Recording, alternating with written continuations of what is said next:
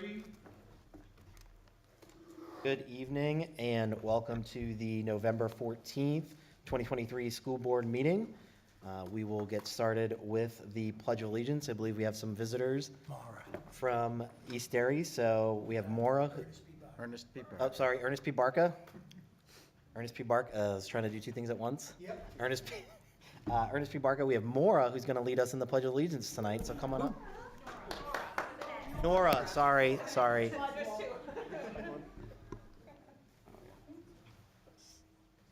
up to the mic, yeah.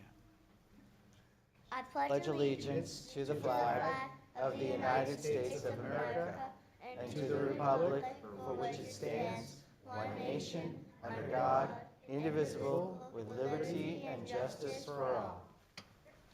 Thank you. Thank you so much, Nora. I appreciate that. That was great. Now, before we invite the rest of our guests from Ernest P. Barca up, we will approve the minutes from October 24th. So can I get a motion to approve the public minutes from October 24th? So moved. The first by Jason, Second. second by Kearney. All in favor? Aye. Any opposed? Seeing no, motion passes. Move on to the approval of the October 24th non-public minutes. I'll take a motion to approve those. So moved. First by Jason, Second. second by Kearney. All in favor? Aye. Aye as well. Any nays? No?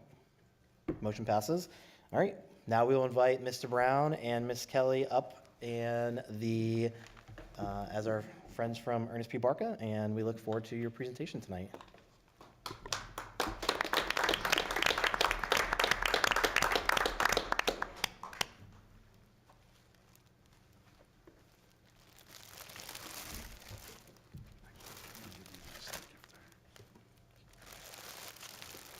Good evening. How's everybody doing? Great. I was told that I have to kind of yell into the microphone so people at home can hear us. We are excited to be here. We have Stephanie Murphy with us, who is this year's Ernest P. Barca's Volunteer of the Year. We are super excited. She came to us during the pandemic, and we weren't allowed to do a lot. And she was ready to go. As soon as we got out of the pandemic and able to do things, she was cracking. So in her own words, she doesn't like to do anything that's not 100%. So she has brought opening ceremonies to Barca Elementary School, getting the year kicked off. She's done fall festivals. This year, she is doing our first annual holiday fair, and we're excited to see what that brings, as we have 30 vendors that are going to be attending the fair. So we're super excited. Everything that she does is top notch. This year, we did not go with the national fundraising company. We went with Stephanie, and we were able to raise $30,000 for Barca Elementary School.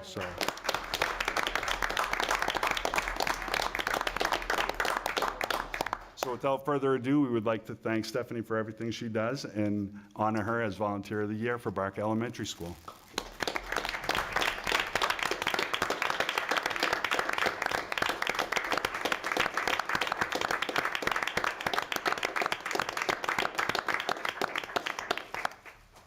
And I have this certificate, which says Certificate of Appreciation, Volunteers in Education, Stephanie Murphy, for valued service at Ernest P. Barca Elementary School. Thank you so much for everything you do.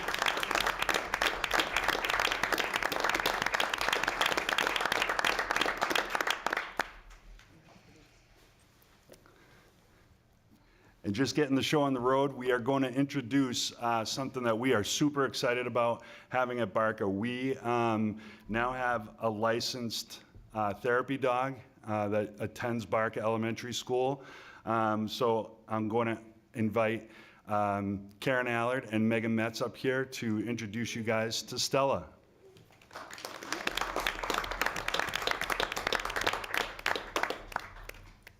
Hi, everybody. This is Stella.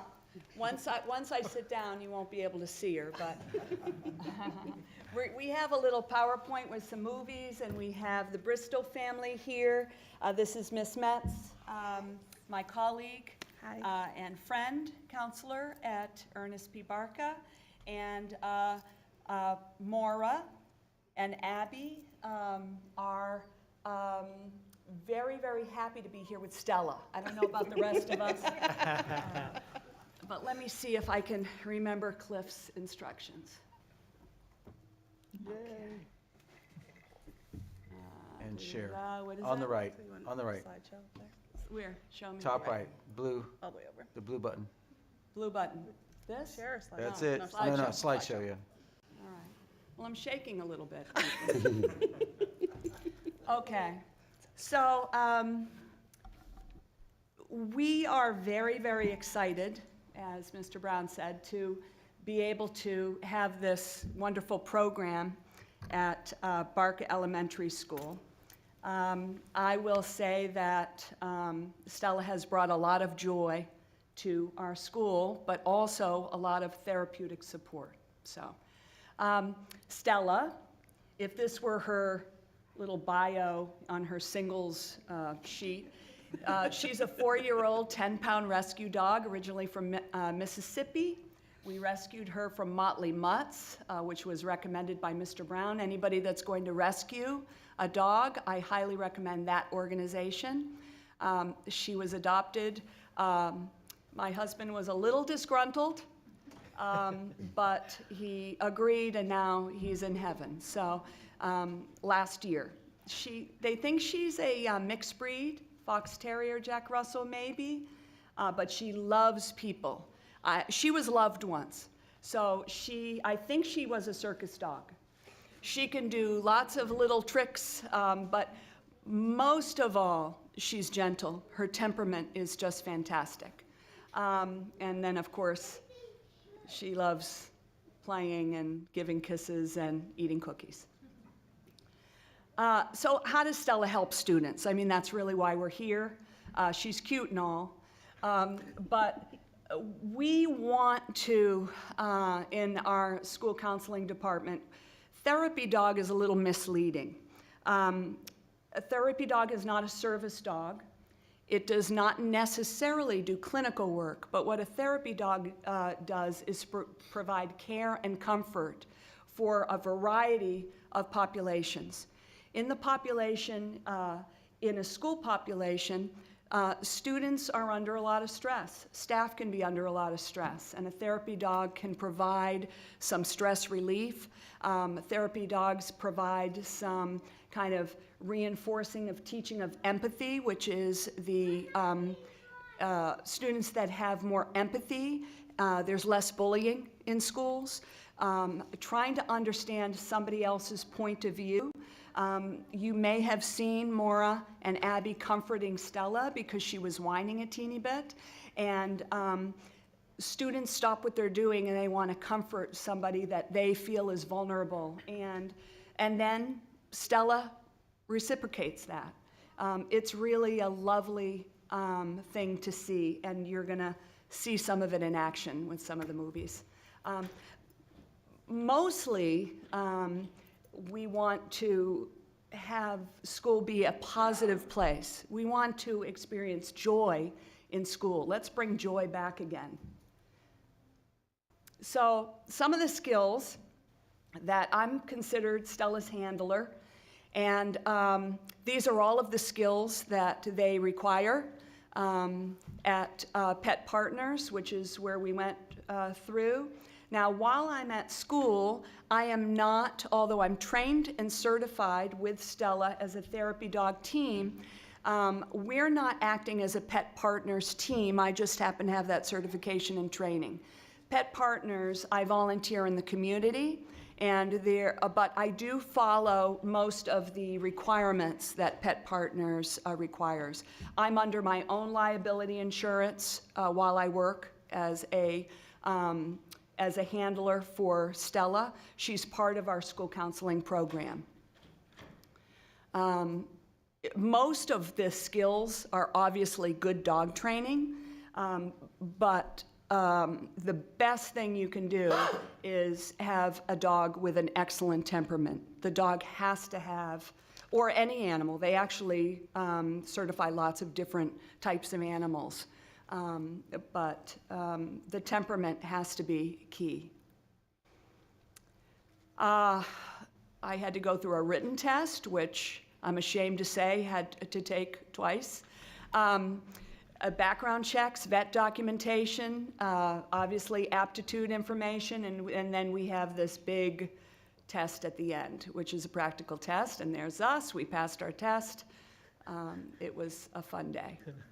So while we're at school, Stella is always under my supervision. Anytime we leave the guidance area, she is on a lead, and she's kept on a lead. Because she's 10 pounds, she's allowed to be carried. Obviously kept up to date with all the vaccinations. She has a space in my office. She takes breaks. It's exhausting being a therapy dog, and it's double exhausting being the handler. People ask, well, what about, allergies, students or staff who are afraid of dogs? There was an opt-out form that was sent home for families in case their students had allergies of any sort or any fear. I did speak to several parents on the phone who actually, some of them, their children had allergies, but they wanted Stella to participate anyway because they saw the value in it.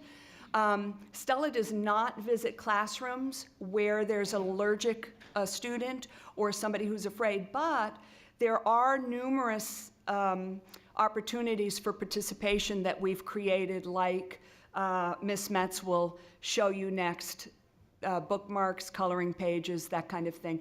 We're also considering video-based meetings, but there's lots of opportunities for participation. Yeah, we really plan on integrating Stella with the students that can't have her come to the classroom. We have little bookmarks that have her name, her likes on them, so they can kind of have Stella as their friend in a different way than in the classroom. There's coloring pages. She is part of Read With Me, where students can read to her, and that, has so many benefits all around. Getting more confidence in their reading, things like that, and she's, loves it just as much as they do.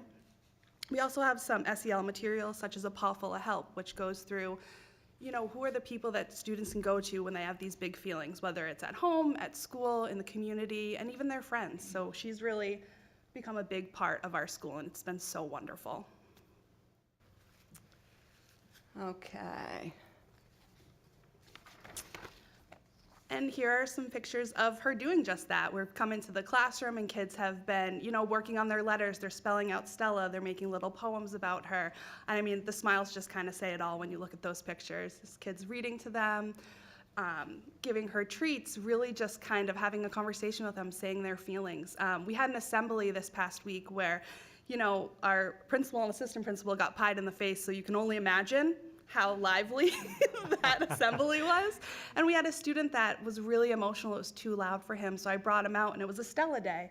So he was able to see Stella, and we were like, Stella doesn't really like it that loud either, and it just really helped him to connect and understand that other people have those feelings too. So it was a really impromptu thing that kind of came up, which was really awesome. Yes, and I'll just add impromptu. As these experiences are happening with students, the most wonderful part is that Megan and I look at each other and say, did you see that? This is really good. We're learning this stuff as we go as well. It's really brilliant. So. And this is one of our wonderful third grade teachers, Mrs. Langlois. She's kind of talking about what Stella has brought to the school. Oops.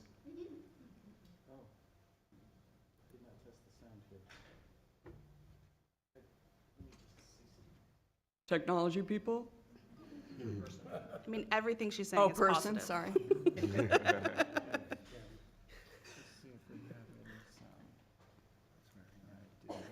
What's that? You need It glasses? looks like it's sound off, yeah. Yay.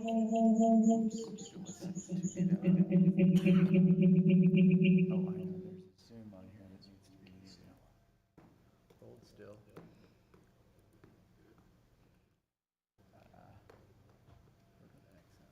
Just got sidetracked. they still on? Let's try it now. Did we? I think that it's wonderful that Hold still. We got sound. It's just not loud enough because I turned it back down.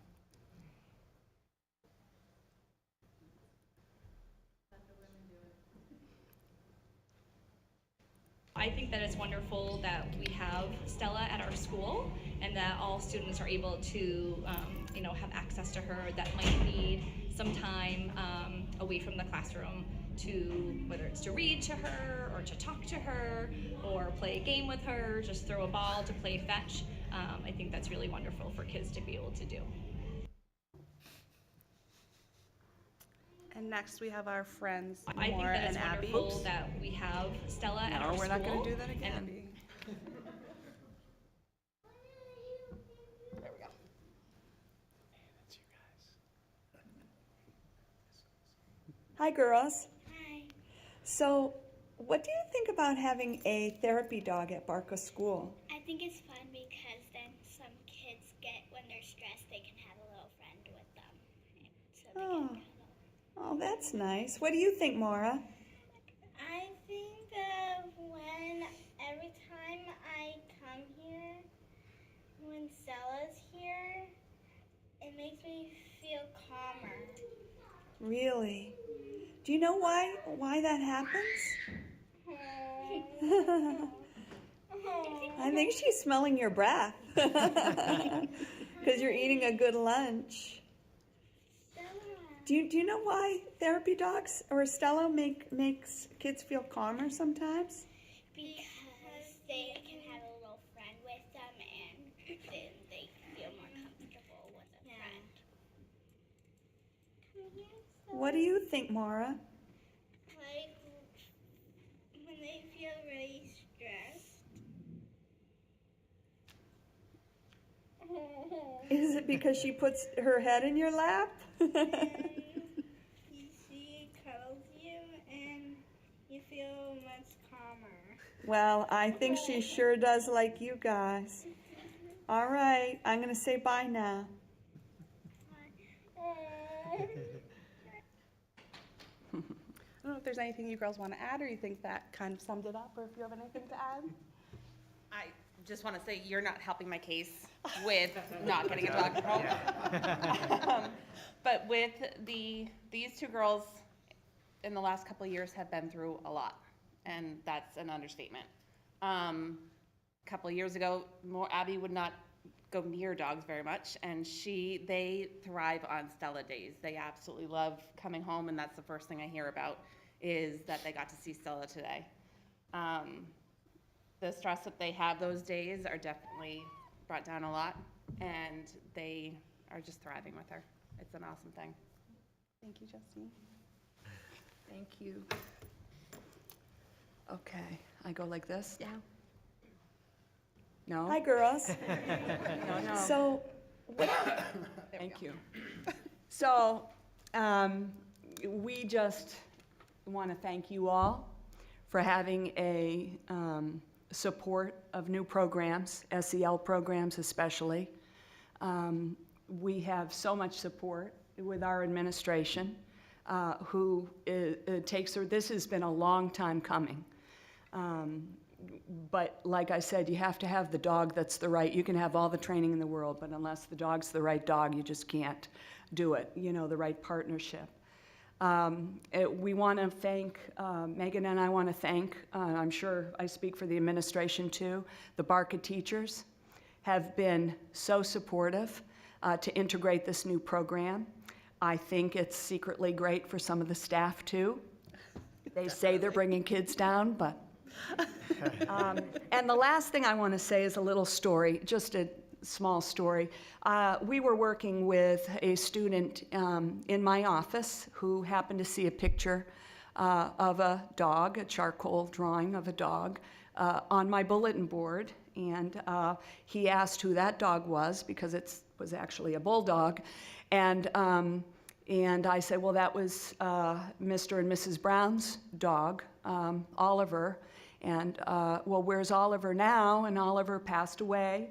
Oliver was actually supposed to be David and Amara was very supportive of having a therapy dog at Barca School, and he was supposed to be our original therapy dog, but unfortunately he passed away before he could finish the training. He was right at the end. And the students said, I didn't, of course, tell the student all this, but that Oliver did pass away, and so Stella's our therapy dog, and without missing a beat, the students said, I think Oliver sent Stella to be Barca's therapy dog. So, thank you all. Thank you so much. Thank you.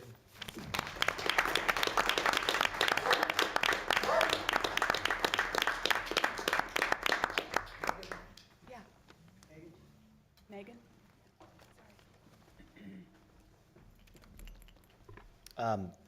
Ms. Allard, Ms. Smets, thank you so much for coming out and presenting tonight. You know, it's really great to see the interaction with the kids. I know, I don't know, for me, school would be much more enjoyable if I had a dog in there too all the time. So, yeah, we've got 2 dogs at home, and yeah, they bring a lot of joy to us as well. So it's good to see that. Thank you for doing what you guys do. Thanks for you guys' participation. You guys are, sounds like you guys are doing great, which is awesome. So thank you. And if anyone else on the board has anything they'd like to ask questions or make any comments? I just want to say I love everything about this, that this was adorable, and I love the idea of it, and I know how much I would love to have a dog at my school growing up. And Maura and Abby, I'm so glad to hear that you guys are getting some benefit from it. I know that I get a lot of calmness from dogs as well. Actually, right when I saw you walk in, I was like, oh, there's a dog. Okay, good.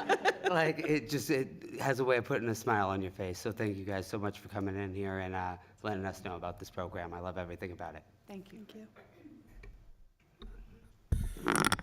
Nora, great job on the pledge this morning, and thank you, this evening, and thank you, parents. Thank you to you as well, Maura and Abby. Great job.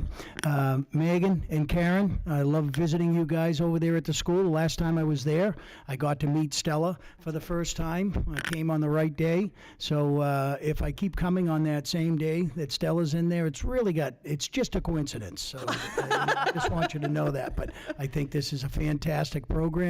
Annie and Dave, thank you. And thank you to the staff for everything that they do as well. This is fantastic, and I'd like to see more of it throughout the district. Thank you. Thank you. Thank you. Thank you very much. Thank you, everybody.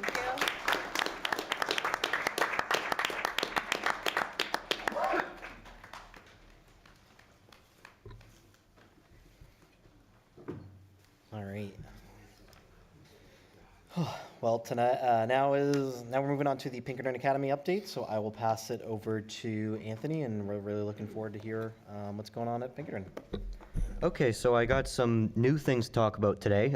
Next Monday, we will be doing ALICE protocols, which is like active shooter drills, stuff like that.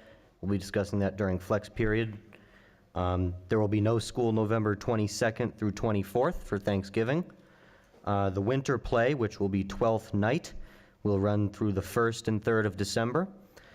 Pinkerton's Got Talent, our annual talent show, will be December 7th. Sophomore Semi, which is the dance exclusively for sophomores like me, is December 9th. And December 13th, we'll start the winter arts performances. The winter art show will open that day. And so the instrumental holiday concert is also at the 13th. And on December 14th will be choral, bell, and holiday concert. So, and in addition to that, construction's continuing as planned, master plan's continuing as planned. So that's all I got. Any questions? Any questions from the board, or? I don't have a question, but Anthony, you introduced me to somebody very special to you before we started tonight. Who's that's visiting here with us? My grandmother's here tonight. Yes, she is.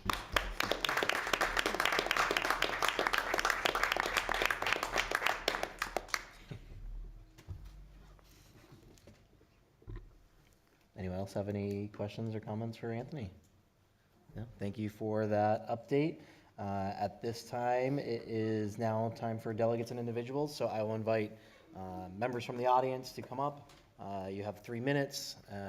The green means you're within those 3 minutes, yellow, which means you're approaching 30 seconds, and then red is you're going to, we'll ask you to wrap up. And make sure when you do approach, you do state your name and your address for the record. Thank you so much.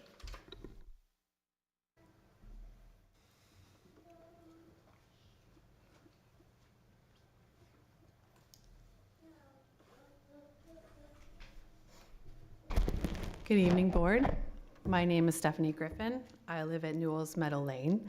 I'm a part of the Grinnell District area, and I'm here tonight to first advocate for Mr. Henry. This gentleman who is only 15-year-old, did you know that he was selected by his Pinkerton peers to represent them at this board? And he should be dealt with the same respect all of you elected officials should be. And the last time that was not the case. It was pretty disgusting how he was dealt with. And I'm so proud of his grandmother being here tonight, because I'm here as a mother of another student, because I never would want my teenage child treated how he was disrespected here. So I'm going to speak up first on behalf of him, because I'm so proud of him showing his face tonight, because I don't know at 15 years old if I would still have the courage to show my face in this room of misogynists. And I'm going to say that in front of all these men, because that's how I feel tonight. And I had the wonderful opportunity to speak with Jonathan Dugan, and I know that you're not out to answer questions tonight, but I want to say in a forward momentum as a clinician, because we saw a beautiful presentation by how we can address the socio-emotional health. And I was informed tonight, I didn't know this, but you might all, because I didn't know Dr. Austin's background, but I was informed tonight that he has a very passionate, and he's a professional in socio-emotional health. Well, I'm also a clinician. I am a board certified music therapist, and I also have 5 additional credentials in mental health. And as you know, I have been emailing you independently, and you are aware of the WMUR study that talks about how our youth are struggling. I want to know that as we move forward, that any individual within this district that commits suicide after this, what are you calling it, restructuring? I blame it on you. I want you to be at that grave. I want you to talk to those parents. Social-emotional health, we know, because I've sent you all of the emails, you can shake your heads. No one is talking to me about how you're going to have these service dogs at a meeting. You're not. I sent you an email about how the woman in Nashua is presenting about resilience. You're talking about how we as parents have to teach resilience. How are we supposed to know that? When are you going to teach us to teach that, when you're changing the people they're going to see every day? We don't even know. I can't tell my son who's going to be in his school next year. Is he going to have the same principal? Is the 4th grade teacher that his friend has going to be the 4th grade teacher he has? Those are the people he sees every day more than he sees me. So I hold you accountable for any child that dies in this town.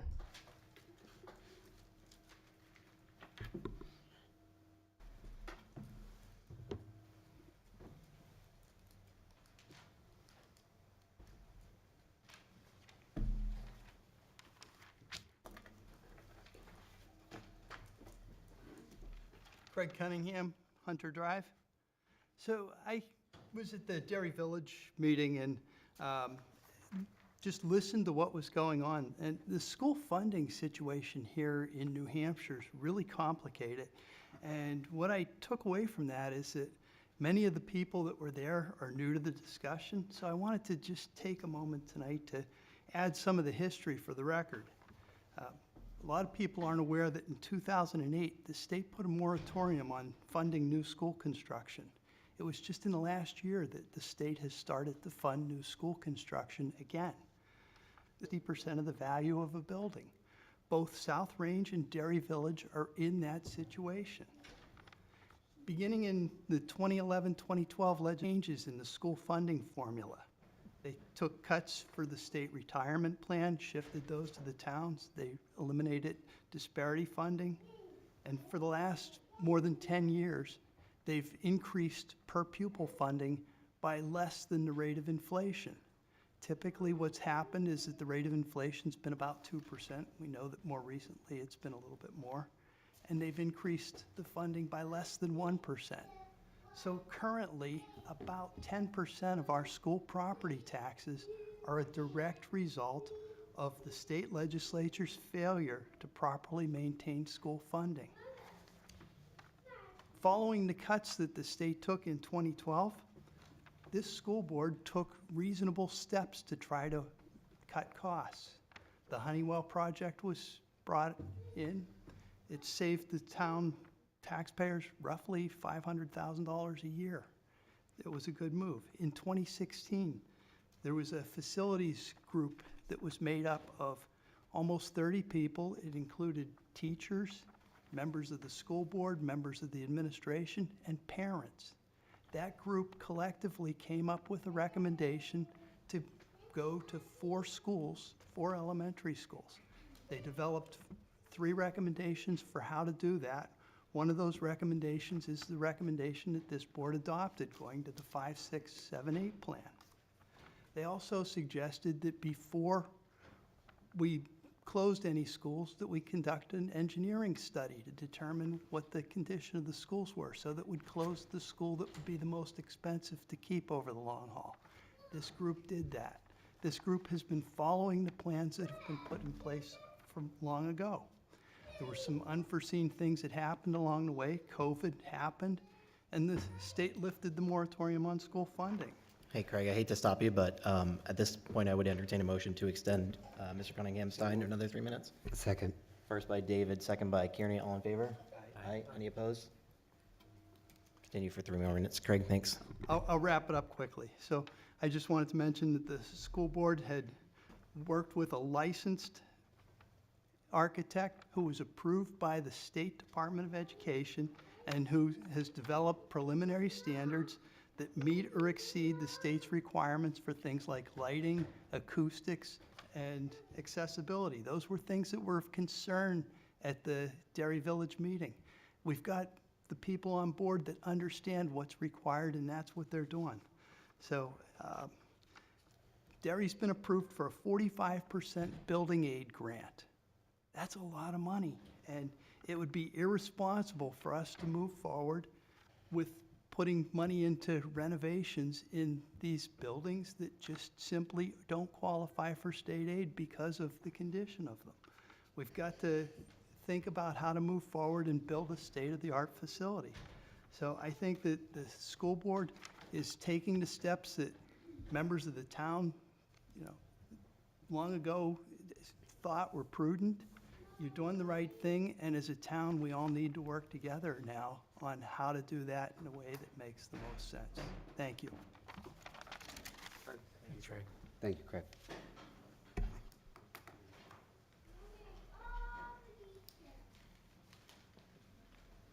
Hi, good evening. Kimberly Jacobson, Stark Road.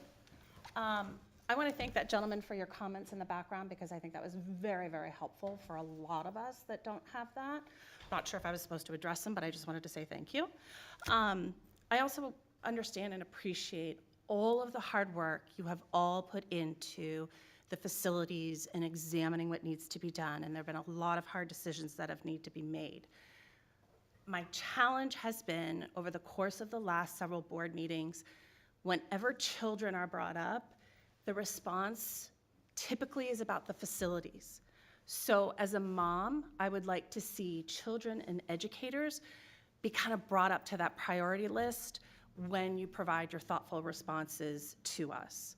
I was going back and I wrote a lot of comments here, but I'm just going to kind of say that, a house is just 4 walls. It's when you put the family in that it becomes a home. A school is just 4 walls until you put in the educators and the students.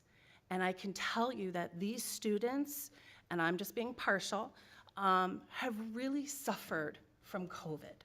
They are still behind socially, emotionally, and academically.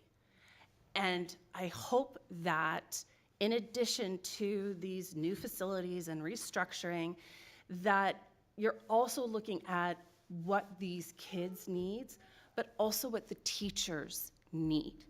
Our teachers are amazing, and we're so fortunate to have them. I mean, I work for a global organization, and I talk to other parents around the world, and I have to say that Derry is one of the best school districts that I've had exposure to, and I know a lot of parents are like, gosh, I wish my kid went there. But we really need to put the students, and particularly the teachers, above everything else that's going on. And making sure that they're taken care of, making sure that we properly resource the classrooms, that we're properly providing the teachers with what they need. And this is in no indication saying that the teachers aren't there.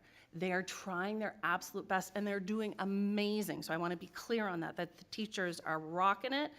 But I do think that we need to, as a community, and as we look at all the facility changes, just keep the teachers and the nurses and the guidance counselors and everybody in mind as well.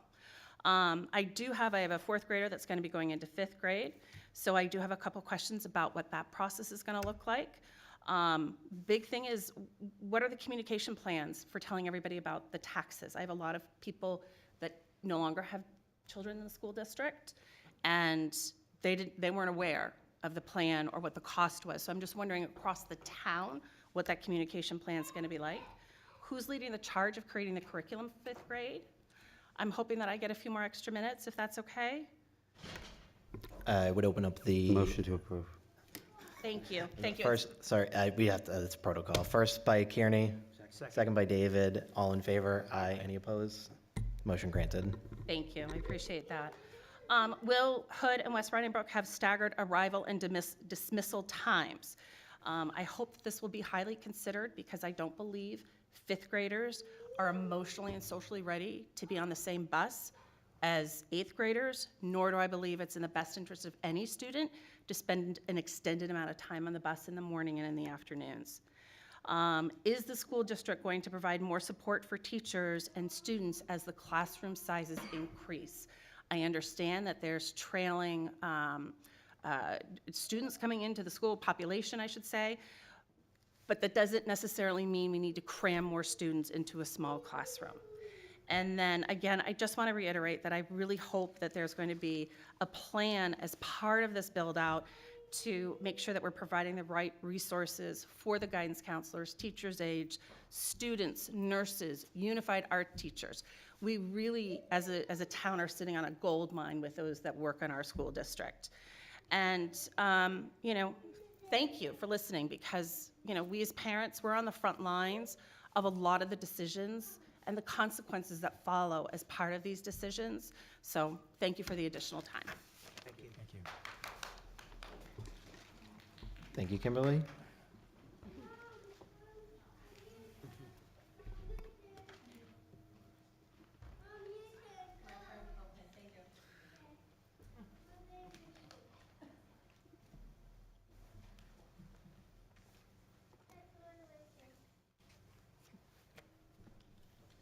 Hello there, Catherine DeLay, 39 South Main Street.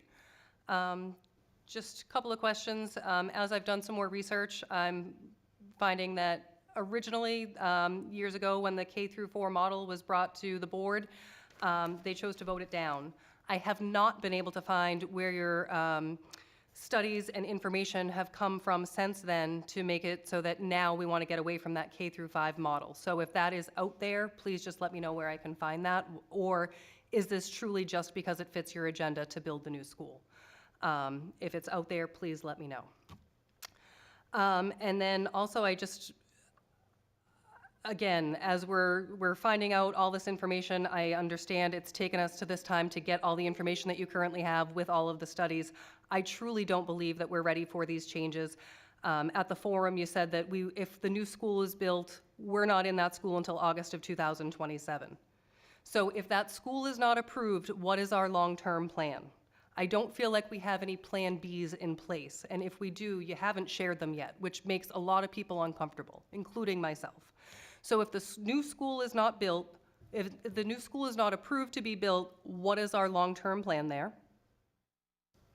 And then I also want to know, just as far as being on the school board right now, do you really want this on your shoulders? Why won't you bring this to a vote? Why wouldn't you bring this to the town people to have such a huge tax impact? And if the new school does get voted in, somebody had recently brought up, what's the equality to our other schools? What's that long-term tax impact when we have to bring those existing schools up to that standard? Are we thinking about that? Is that part of our current plan? Is that being shared with us?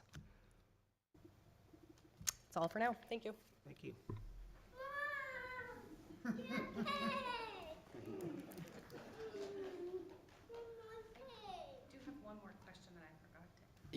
So if anyone else would like to speak before Kimberly comes back up, now would be your time.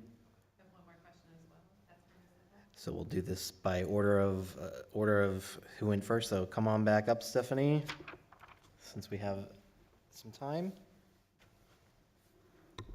Thank you. Just make sure you do have to restate your name and address. Yes, I'm Stephanie Griffin, Newell's Meadow Lane. Thank you again, board, for having me speak tonight, and thank you all for listening. I appreciate everyone who also has spoken tonight, including Mr. Henry for staying here. I appreciate his time and all of your time. One thing that I'm a little concerned about the timeline that you have presented is the ADA. I love the little voices because that's who we represent, right? This little voice here is going to be part of our schools. And so she's part of who we represent tonight. So I want to know what have we looked at, because what I saw from the last presentation is not a school that meets the needs of people with visual hearing impairments and other social impairments, and we know those incidences are raising. I want to know also, currently, I have a child with an IEP, and I imagine that many people do too. We know that the state requires us to have a transition plan for an IEP. So what is that going to look like for my son? What is the time frame in which, because I know it's supposed to be 30 days, that's the law. So what time frame are we really going to have to meet with these people? Because the one at my school is unavailable right now. So who can I meet with to tell me who is going to be able to make the transition plan for my son and how he's going to best succeed in these schools? And all the other kids who have dynamic needs, because they're not special. They're unique and dynamic needs, and the schools that we are going to build should be proactive in meeting these. We shouldn't be catching up. We should be beyond meeting them. When I go to PTA meetings, it's very difficult for me as a mom with a disability. So I want to know how you're going to meet my needs too when I go to Grinnell. How can you make it more accessible for me tomorrow? Not in 5 years, which is on your plan right now, but I'd like to know for every person with a disability or unique ability, how you are going to plan for them now, not tomorrow. Thank you.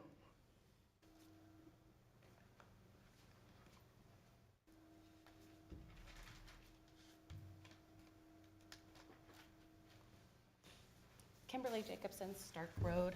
Just one question, not being familiar with engineering and costs and things like that.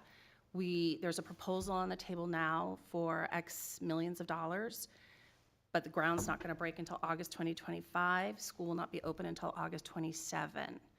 Is there a way to price cap the current proposal with the companies that are going to be building this to make sure that there isn't going to be any fiscal scope creep?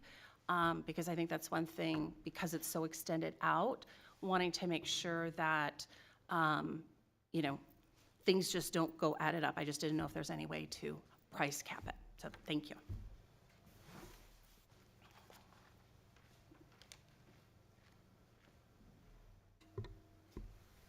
Any other people in attendance that would like to speak tonight? All right, at this time, I would close the delegations and individuals. And for those questions that were asked, we will make sure that we add them to the November 21st meeting, because I feel like a lot of those questions came from last week. And we'll get an answer to those, but we'll go through the minutes and look at those. At this time, I would move on to the restructuring plan. So I'll kick it over to Austin and Joe, and let you guys lead the way on that. All right, so thank you. Just to remind people, there's a pretty detailed website or a page or site off of our main school district website that has lots of information regarding the restructuring process. Cliff did a great job kind of building that, so we try to really put a lot of resources up there. It's not a really great useful resource, but it's a very simple resource. We have a project plan that we've updated based on kind of the progress that we have been working on. The sort of the one of the most essential pieces of that process has been sort of the reassignment of staff members. So that is ongoing. It's not completed yet. We were sort of hoping to move quickly, but I think doing it right and doing it carefully is of the utmost importance. So that process is ongoing. And it's what we found is just how interconnected all the different pieces are. So staffing, students, redistricting of the elementary school zones, things like that. I don't have any other additional updates, but I can certainly answer questions. So Joe, a couple meetings ago when you presented, I think you mentioned to us that no class sizes would increase and they would actually go back to the levels prior to last year's increase of 1 per class. Is that correct? Did I hear that correct a couple meetings ago? Yeah, so I know, yeah, I did jot that down regarding a question about class sizes increasing. I know that I've heard people saying that. We're using the class size goals that the school board has established. Prior to last year, the school board, or for this year, the school board did increase class size goals 1 through 8. I don't think we touched kindergarten by 1 student. We've set sort of planning targets around the lower original goals that were, so we reduced those back down. So no, there's no large scale increases in class size there. And we've tried to explain this before, having 5 elementary schools and having 6 grades in each school does sometimes complicate class sizes. So what you might see currently is in one school, 3rd grade class sizes are really big, and then in another school, 3rd grade class sizes are much smaller. And we've just tried to explain that through reducing a school and going from K-5 to K-4, one of the benefits, it's not the only reason to do that, obviously, is you create efficiencies where you don't have those great disparities between buildings. And those are just related, it's not anybody's fault. It's just there are bubbles in certain neighborhoods that happen. So you can actually have the same class sizes with fewer classrooms at certain grade levels. I don't know if that's a long answer to your question, David. I've got a question. So we've heard a lot about the social emotional learning and the goings on of children moving back and forth. Can you guys provide some examples of things, that are currently happening in schools, right, to support students? Because I hear a lot that we don't put students enough first, but I think most of us are parents or have had kids come through the school, and kids are in school now. Can we just understand some of the things that are happening and some of the programs, and maybe communicate some of these things out so people understand what's happening now, and then some of the plans and processes in place to happen during the transition. So, a lot of the things that are happening now, I would assume, are going to continue with the new school, or with the restructuring rather, but just so people understand what's happening, and the process that is being used to kind of support these kids as they go through. Well, even one of the speakers who came and stressed social emotional, she did talk, and I appreciate this, very highly about the schools and the staff who are in those schools. And I think that says a lot for what our staff have been doing.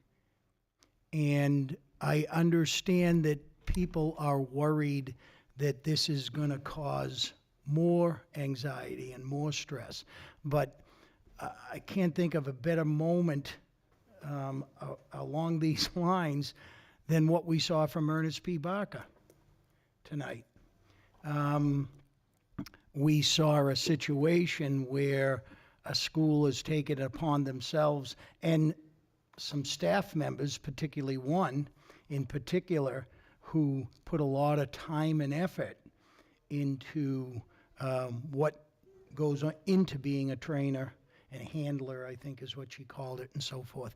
But that is all about helping our children with the social, emotional with the anxiety, with the things that they struggle with. And all of our schools are doing that. Every one of our schools is stressing kindness. I don't know if anybody noticed it with the teacher and the T-shirt she had on with the big 4-letter word of kind right on it. This is what we've been doing in this district. It's why people appreciate what we do here in the Derry Cooperative School District. So when I hear these things, some people, I didn't hear it tonight, but I've heard it in the past. It's almost like they think we haven't been doing any of this, and now we've got to start thinking about what we're going to do because of these transitions that we're coming. This has been a process that we have stressed more and more over these years. And Joe has a little bit more specifics of some of the things we've been talking about moving forward this year. But I just want to say our administrators, our teachers, our other staff members, it is a #1 concern. We want to have a safe and supportive. Those are the first 2 words that you think. It's not about learning.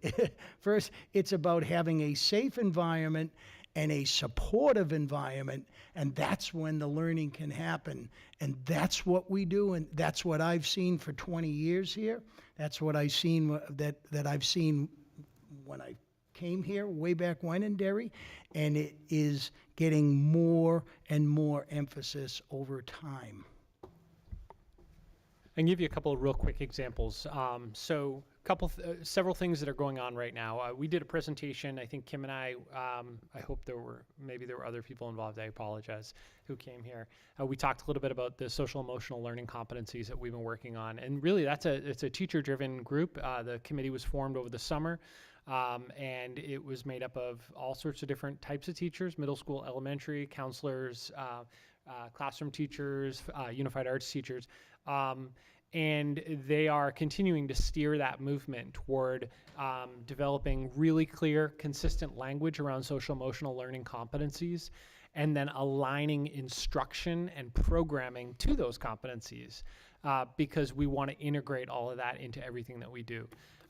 We paid to send a large number of staff members from our district to training this summer. The program that many of them went to was called Responsive Classroom. You've heard people talk about it here. Responsive Classroom is a sort of, I don't want to call it a program because sometimes that's a dirty word in education, but Responsive Classroom is an approach to teaching social emotional learning that embraces, I'll throw another term out for you guys, the CASTLE framework, which is the framework that upon which our social emotional learning competencies are based. Elementary schools have been, and Barca is a great example because Dave and his team at Barca have done an outstanding job with CARES. So CARES is a program that is most commonly seen at the elementary school level. And that is, again, a social emotional program that's being implemented in our schools. In terms of talking about moving forward, we have transition on our project plan because we recognize that we need to help students and staff and families transition. So we're planning some activities for the spring when the ground thaws. We'll be doing some things as people start thinking about the next school year. We have received different federal projects, federal money. One of our title grants for federal money is called Title IV. That funding really focuses on 3 areas: well-rounded education, safe and healthy schools, and effective use of technology. I'm using those 3 because we actually surveyed our community members last year. We asked for the feedback from them about what would you like us to spend our Title IV money on. It's probably not going to surprise you that they said safe and healthy schools. They said social emotional learning. We used a substantial amount of money last year to fund a student leadership program at Gilbert H. Hood, which actually was, I think, over multiple years working with Dr. Bill Preble from New England College. And that program has been outstanding. Kim Carpentino is a big fan of it. We're right now writing grant activities using some of those Title IV funds for more social emotional learning support activities for our students. Some of them will be in the spring, some of them might be in the summer, some of them actually might be in the early fall as we think about kind of the stages that people need to go through. You may be familiar with Adventure Lore. They're a local organization out of Sandown. Where are they? I've been to their spot, but it's outstanding. Yeah. So Jason Holder and his family have this outstanding program. They actually came to all of our elementary schools, maybe even middle schools too, I could be wrong, to do programming with the kids around social emotional learning. And this is funding that we've been investing in these programs. We're going to continue to invest in them to help support students. Some of it was related to transition out of COVID. Some of it's related to other transitions. So I could talk about this for a lot longer. I don't think it's a super useful amount. I think I've already said a lot, and I don't want to confuse people, but I'm glad you guys asked the question. So just as a follow-up, thank you both, and obviously everybody involved. So if I'm hearing it correctly, there's systems and measures in place currently to help with this, and you're actively working on new programs to continue this process in parallel, restructuring, and in the schools in general, if I'm hearing correctly, right? Yes, and I think what Joe was also getting to is we will have specific things for this bigger transition that's happening. Understood. Thank you.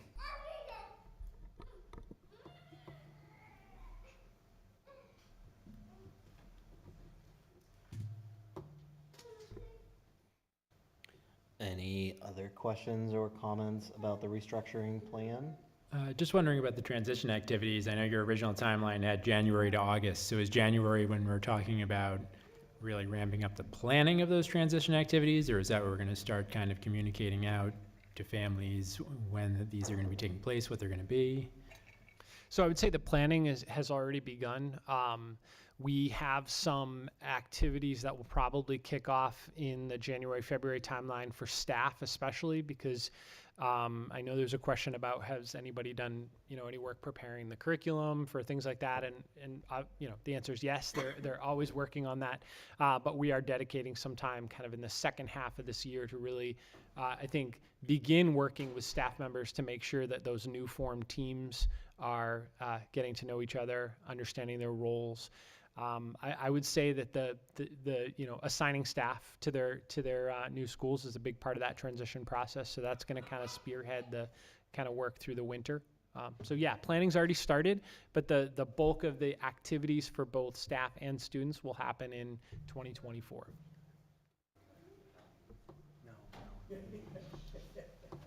If I can just talk to the special ed students and IEPs. We've already, as a team of facilitators, have gone through the students from Derry Village, have determined what school they'd be going to based on the Blue Map, and have already started discussions. That's how we spent a good portion of our parent-teacher conference day, was going over how to start that transition. When is it too soon?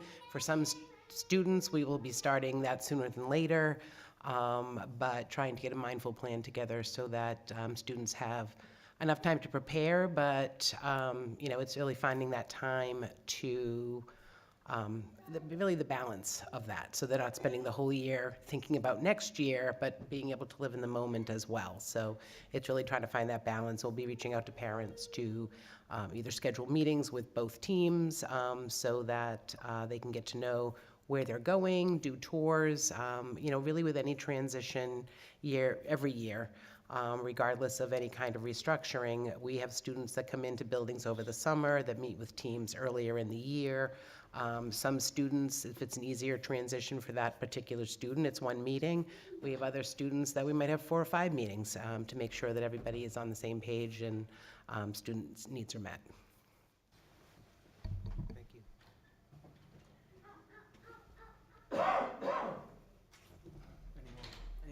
Any more questions? All right, I guess we'll move on to facilities. Austin and Joe.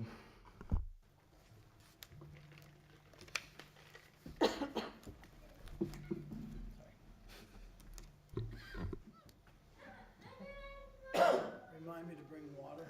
Yes, I'll kick this off. Wasn't enough for me tonight. I'll kick this off, and you guys can answer a question I have, or I'll just make a statement. You kind of talk about it. So, as we've gone through this process, last year we voted for this restructuring plan, right? And this year, the committee brought it to the full board to do 2 options.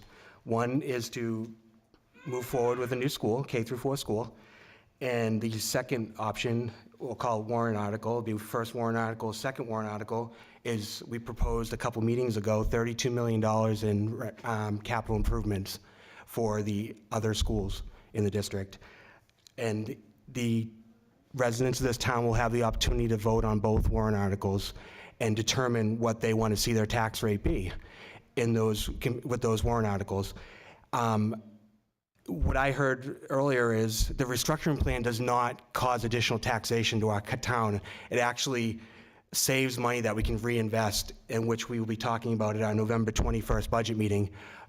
So I guess I didn't understand that part of it, but overall, the residents in this town have an opportunity to vote on what they want their taxes to be based on the two warrant articles that are in play. And I would argue that the second warrant article, I wouldn't call it a plan B, I'd call it a plan necessity, because we need our schools to see these capital improvements, whether it's roofs, building envelopes, I can go on and on. We have a list that's like 6 pages long that needs to be taken care of. If a new school does not pass, that does not mean we are in trouble. We have an alternative warrant article for people to decide if they want to fix our schools. And I would say for the people that advocate to save all our schools, that you would vote for warrant article number 2, which is $32 million in capital improvements, because that's what you're advocating for when you say save all our schools. So I would argue that that is I wouldn't call it a plan B, I'd call it a plan necessity. So when you say if a new school gets voted down, I would hope that the residents of this town would see the need that's been presented over the last 10 years of the condition of our facilities and the deterioration over the last several years since that board voted no for K through 4 way back that you referenced in 2019. So what I would say is for all those individuals who do not approve, you have an opportunity to vote in a capital improvement warrant article.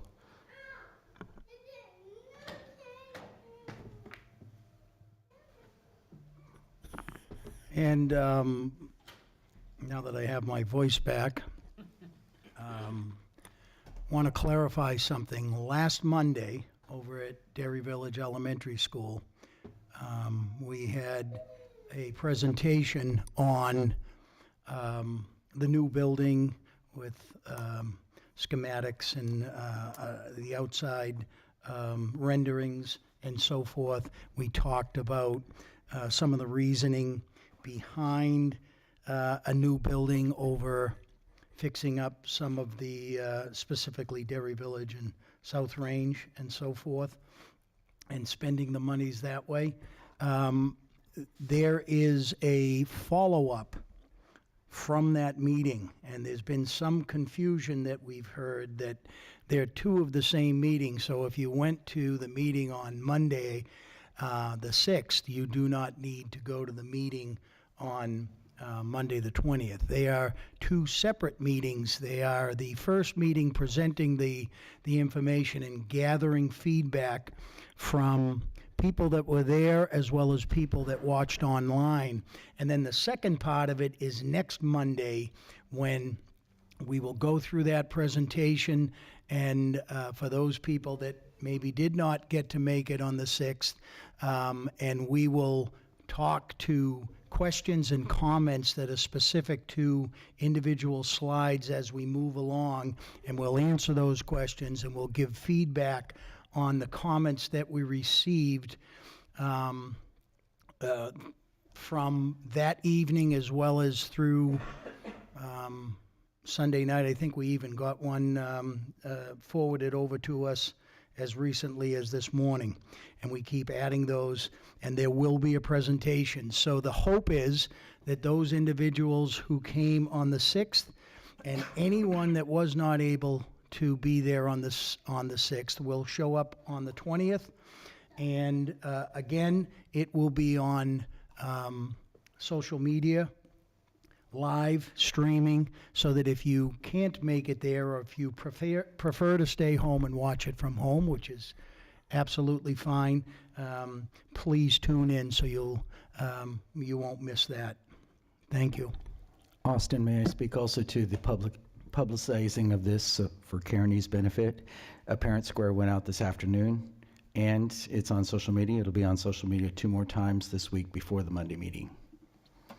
Y'all are the best. Thank you. And again, we did have, we got some support from the town, and Sheila Bodenrader and Kathleen's going to be reaching out to the town and to Sheila again. They'll put it on the signs around town. What do you call the signs that, what are they? The computer ones. What are they? Message. Yeah. The electric message board. There you go. Thank you very much. They'll be on the electric message boards around town as well. So, and by all means, some people have reached out and said that, you know, they want to know how to help out with when you go to the grocery store. Talk about it. Talk to people. Pass it around. Let people know that we need a, you know, the more that this gets talked about and brought up, are you going to the meeting, are you going to watch this? We do our best to try to get this information out in so many ways. The more help we get it, the better. So thank you. Austin, one of the things I heard at the November 6th meeting and heard tonight is, and I'd be interested, I know it's part of our questions and answer list, so I would like to think that when you build a new school, that the visual and audio surroundings in a classroom would be enhanced to what we're dealing with today. I'm assuming that's part of the Q&A, but I guess I missed it. I didn't see that in the presentation where they said that we wouldn't get clear video and audio for kids with audio hearing impaired, or I must have missed that in the presentation, but maybe I'm hoping that question gets answered when you guys present it. David, I think the way you're interpreting it is different. I think that what it was brought up at that 6th meeting and again tonight was just the additional light being too much or additional sound being too much. So for auditory or visual, not necessarily a deficiency where you can't hear or see something, but just like too much bright light or too much noise or too much. And I think as part of that, Jay addressed some of these rooms. That's been addressed as part of the plans where there's spaces and quiet spaces for people to go on a one-to-one basis to remove themselves or to take a breather or calm down from whatever situation they may be in. Thank you. So a lot of the problems have been addressed already. It's just maybe Jay needs to word it a little bit better, or we can kind of speak to it a little bit more. Some of the rooms that we talked about during the planning phase of this project are some of the things that we're addressing, and part of the reason why a new build makes more sense, because we have the flexibility to build exactly what we would want and what the students and educators need in a 21st century learning environment to address some of the things that have been brought up at these meetings. Right, and I think Megan Metz, one of the counselors, mentioned it tonight, the young child who was being overwhelmed inside the gym during, I can't believe I didn't get invited to see the administrators get pies in the face, because I like to show up for those type of things.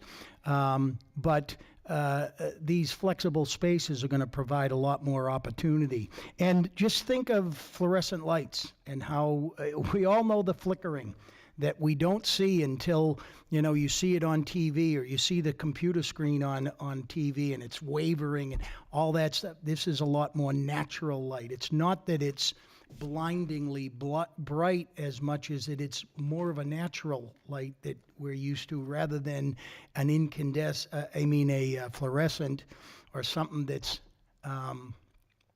you know, a little bit more unnatural, for lack of a better word. But those flexible spaces and the ability to section things off for kids and have them be able to be in a quiet area and most likely still see Dave Brown get a pie in the face, but maybe not have the noise that would be in if they were just in the gym. I liken it to when I was younger, and they used to have in the Catholic Church, they used to have a glassed room for those of us that couldn't behave ourselves, and you used to be able to go in there and watch the Mass, and as much noise as I may have made, the people out in the rest of the church couldn't hear me, so that type of thing. I don't know where that came from. I would say too, looking back at Jay's presentation, there's, you know, a number of pictures in there, and those are not pictures of this project. Those are examples from other buildings. So when you look at the pictures that were in the presentation, those are not renderings of what we're proposing.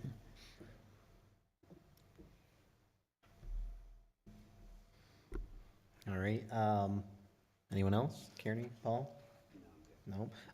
Yeah, so I would reiterate a lot of what we've heard tonight from the other board members.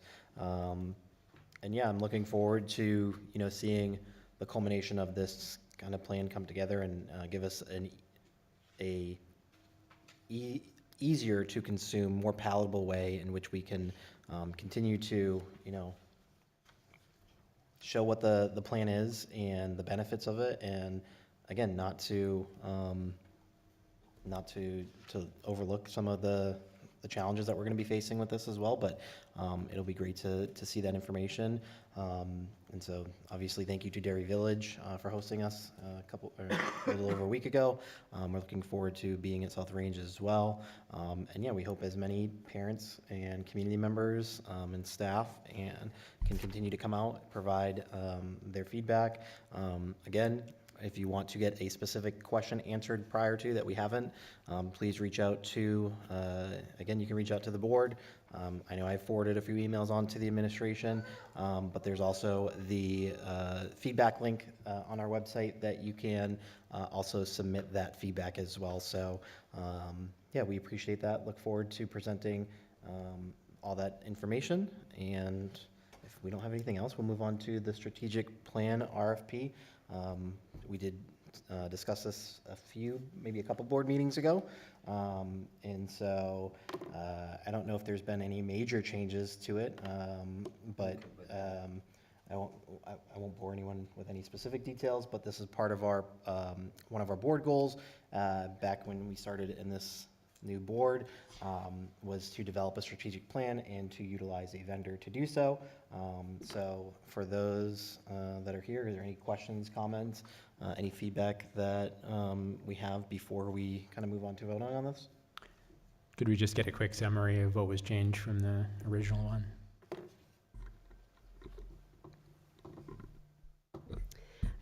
So I don't think that there was much changed on it, but we are hoping that you will vote to approve it, since we are looking for a December 1 acceptance date of proposals.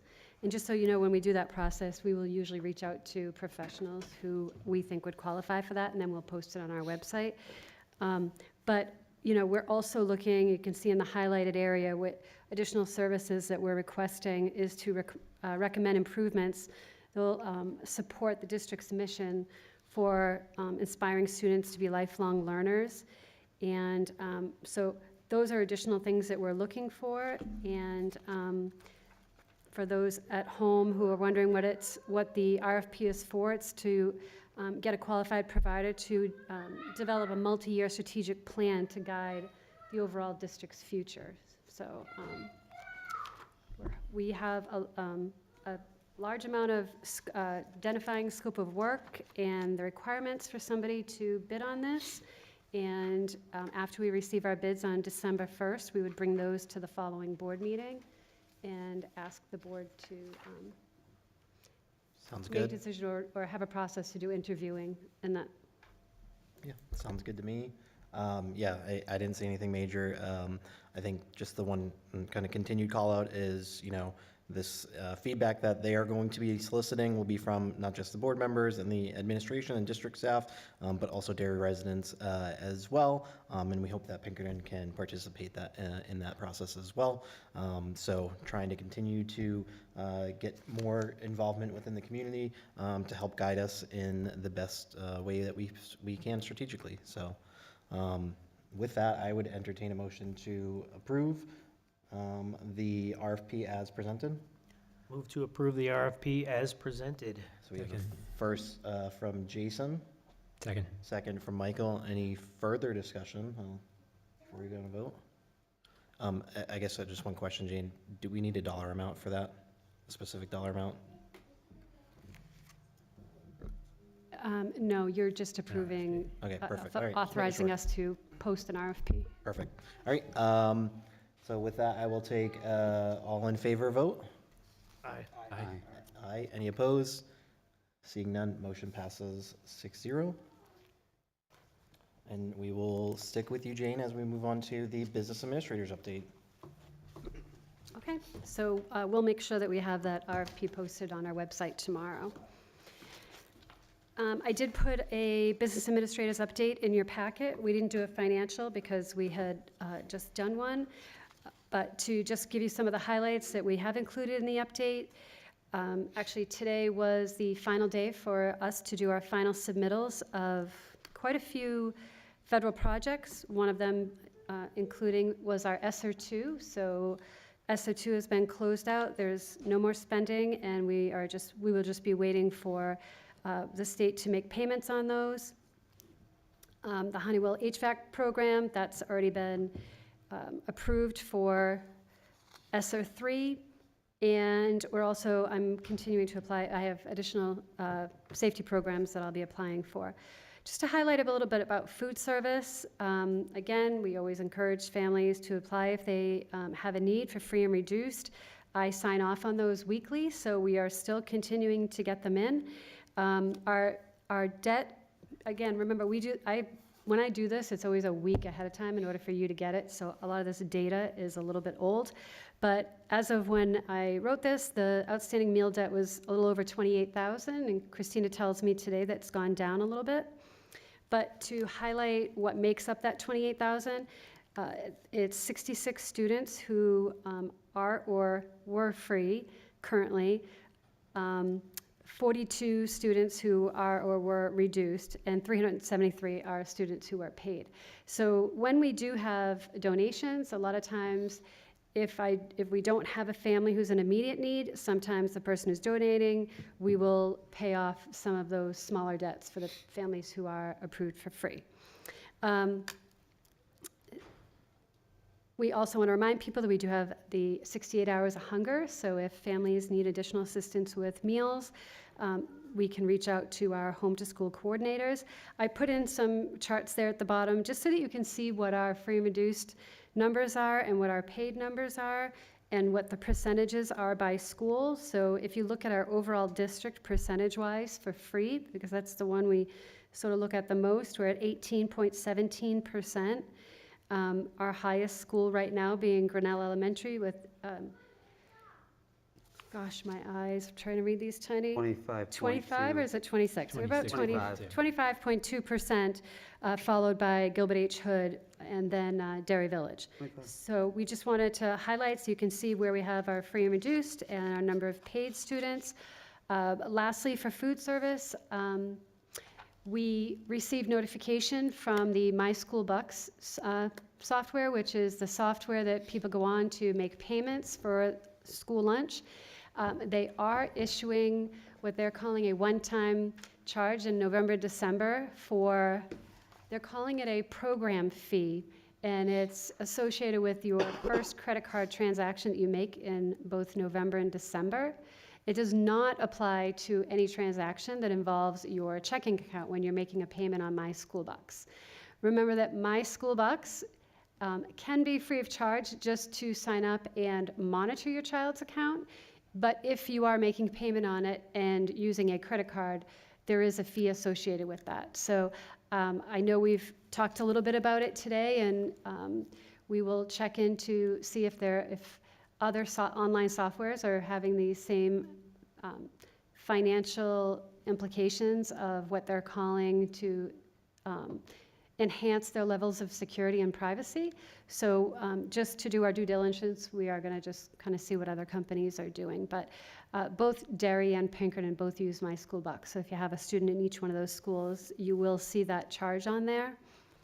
I also wanted to talk for a minute about, or lastly for finance, I finalized today our revenues for the tax rate.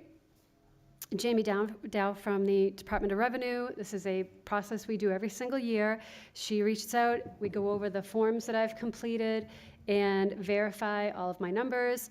We Oftentimes we'll discuss what I've projected for revenues. One of the ones that we talked about today was the special education aid, which was formerly known as catastrophic aid. And those are the funds that we recoup. Laura's staff does an amazing job of getting some of those funds back for us.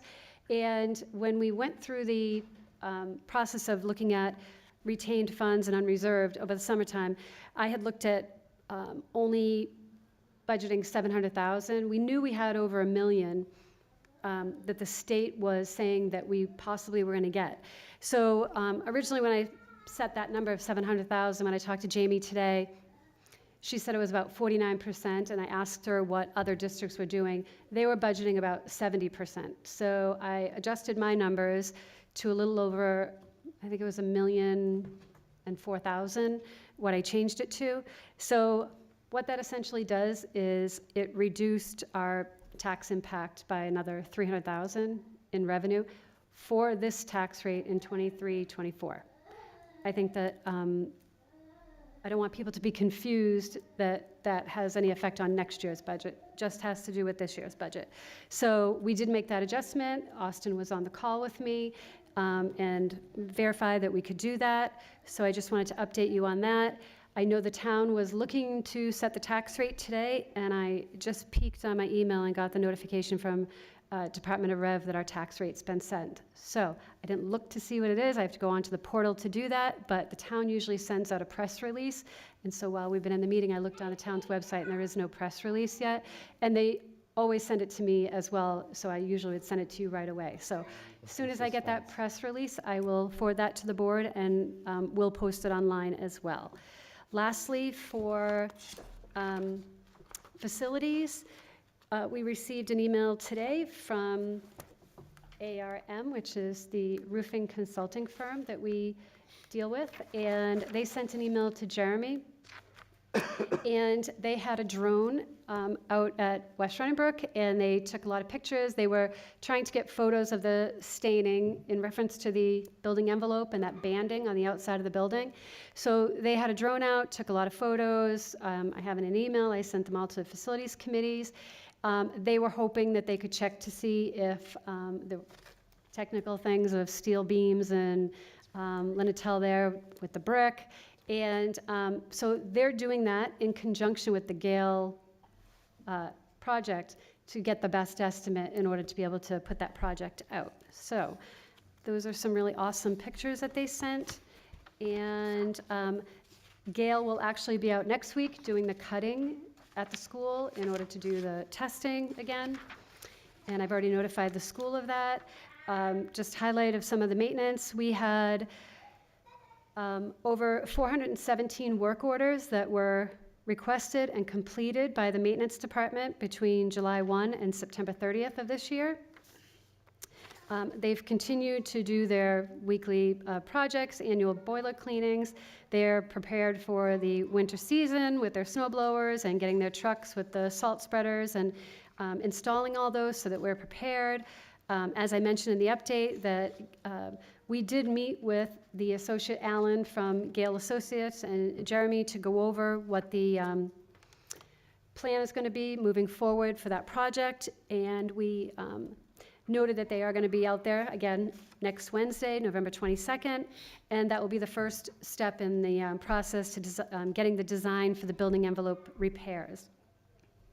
We did have somebody out last week or the week before just doing some pressure washing, and Jeremy was quick to note that it was gentle power washing because, as you notice the outside of the building, we were so afraid that if we did some washing that it would just all crumble off. But they did gentle washing, and it looks so much better. A lot of that black staining is gone.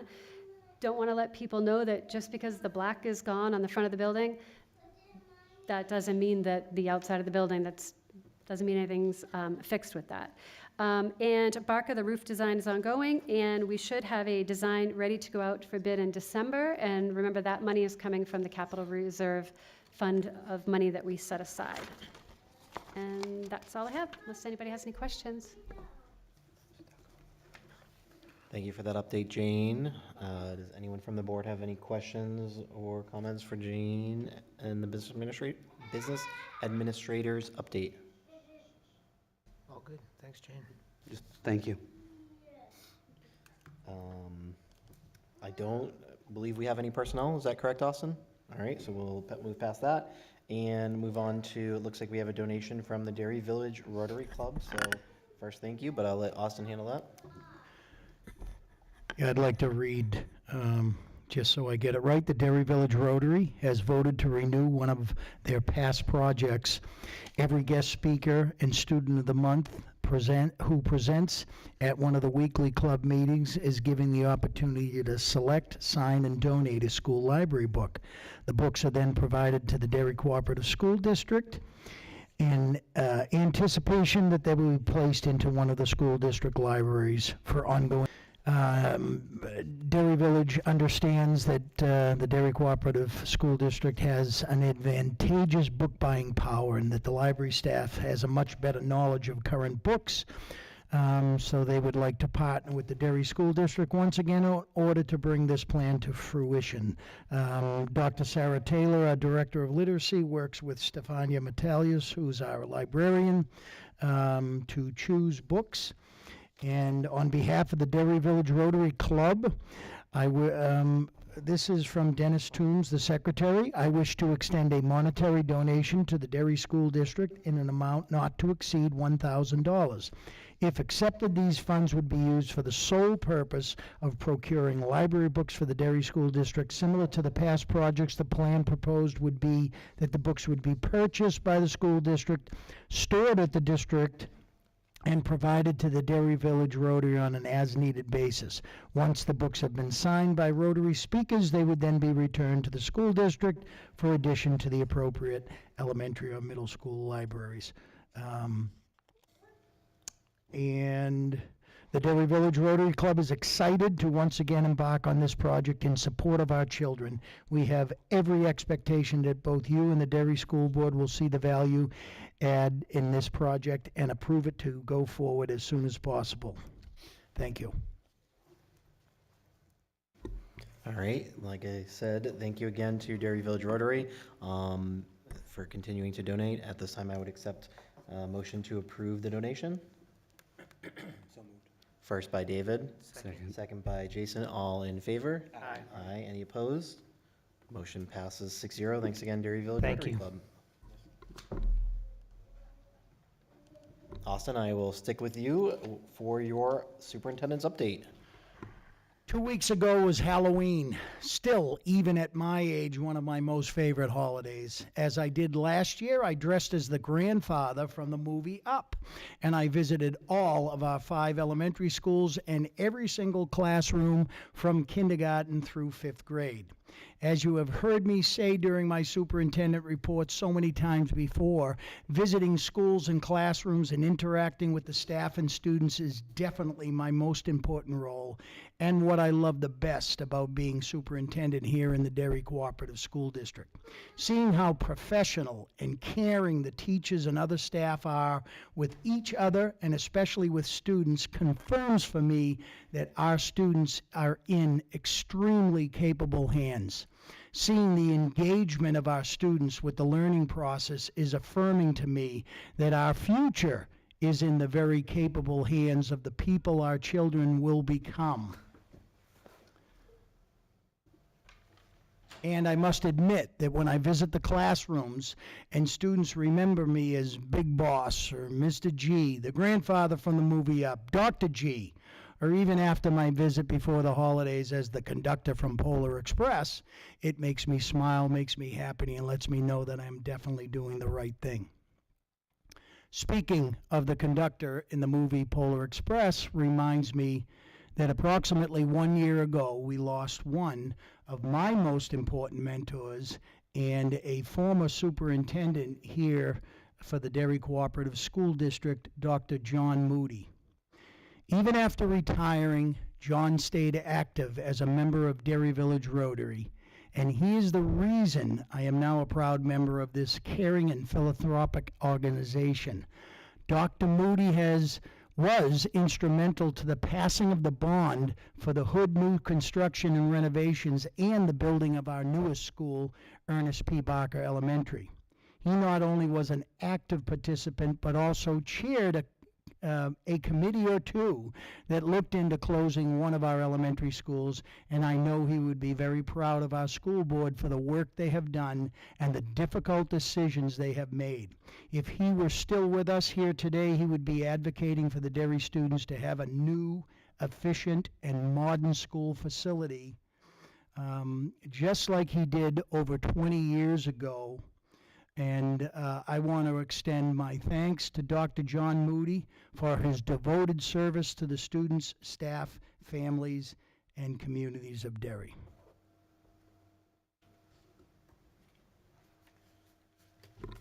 All right, does anyone from the board have any questions or comments for Austin's update? One thing, I'm sad or a little upset that we didn't get to see any photos of you as the grandfather from Up. Such a lovely movie, right? I would have liked to have seen that, so I'll keep my eyes open Well, next I year. would say that Matt Olson, the principal at South Range School, I have these big black reading glasses, and even without the fake eyebrows, said, "You look like the grandfather from Up." So I think if you Google it, I think you'll see my face there. But I'm sure Jonathan Harding probably has a picture somewhere hidden away.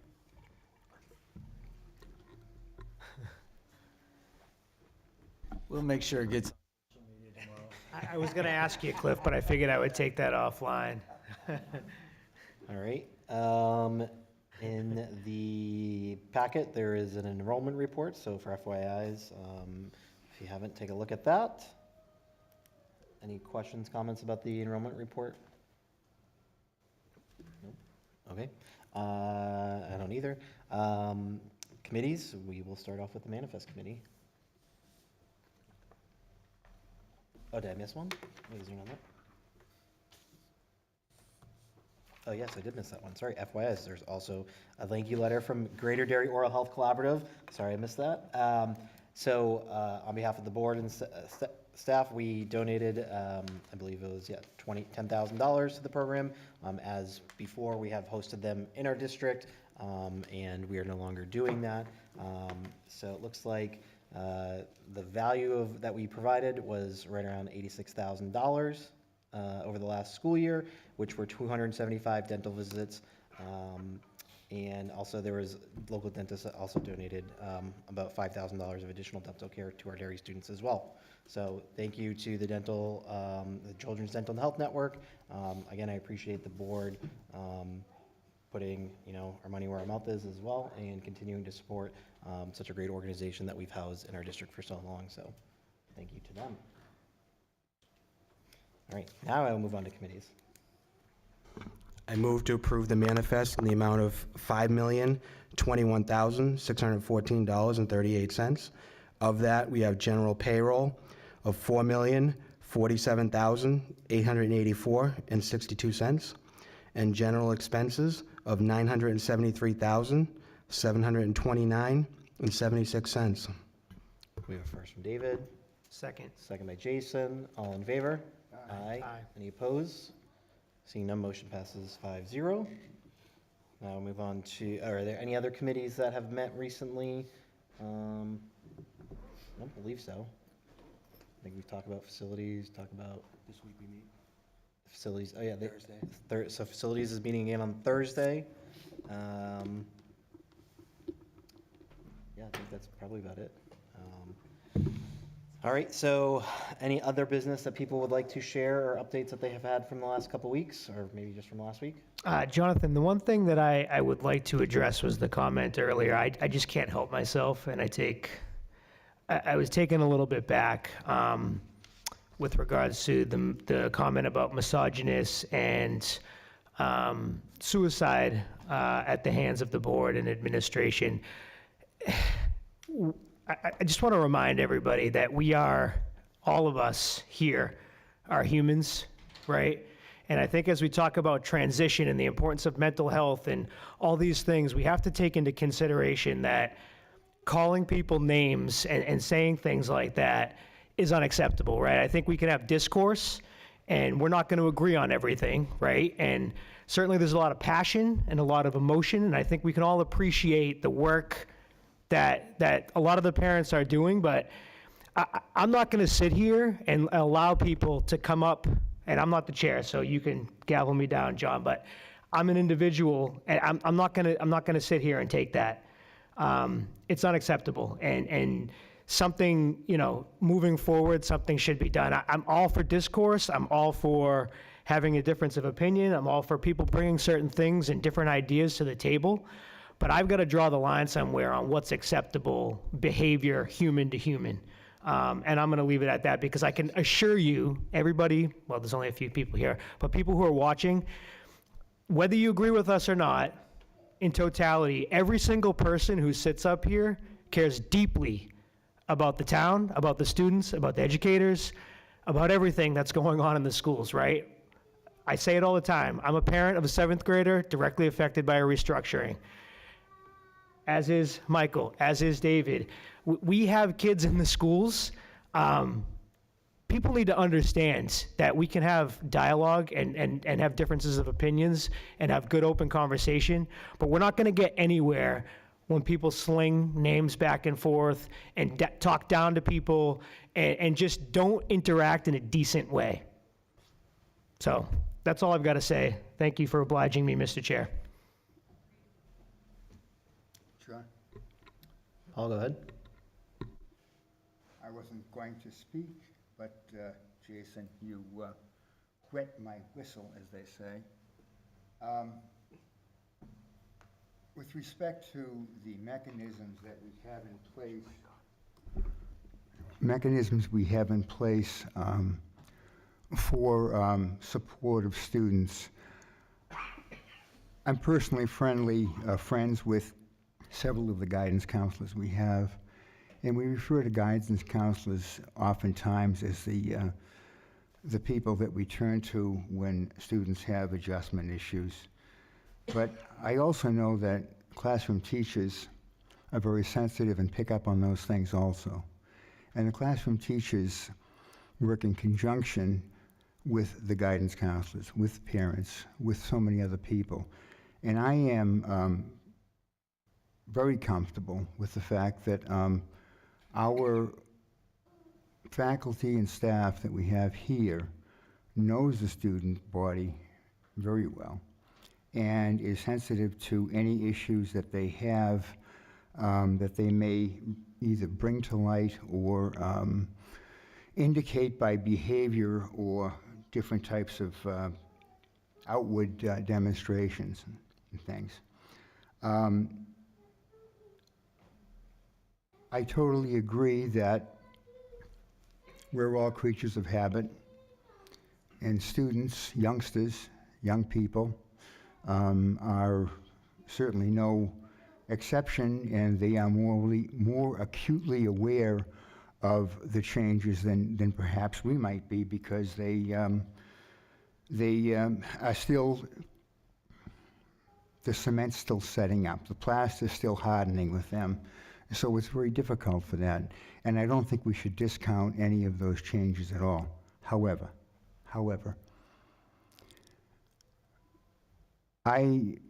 people talk about, well, I'm a counselor, I'm this or whatever. I'm seminary trained. And in seminary, everyone has to take pastoral care as part of their curriculum.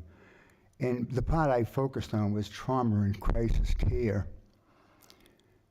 And I've dealt with it on various levels outside of our macro area. And I would have to say that, not discounting anything, but if you're a child in Israel who watched a family member get ripped off the street, or if you are a hostage at 3 years old right now in Gaza, you might be traumatized. If you're a Palestinian student or child, and you have buildings blowing up next to you, and you're watching people die, you might be traumatized.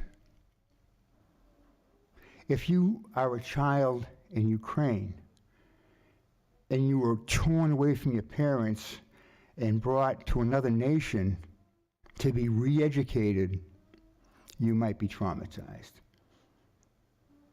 if you live in North Korea and your family spoke badly, or not even badly, was thought to have spoken badly about somebody in the government, and your entire family is incarcerated for the rest of their lives, you might be traumatized. But if you live in New Hampshire, if you live in Derry, if you live in the whitest state in the United States, with one of the highest per capita incomes, with families that have, with kids that have families, loving parents, the vast majority, that care deeply about them, and a school district that puts them first, I don't think that they're in the same category. Thank you.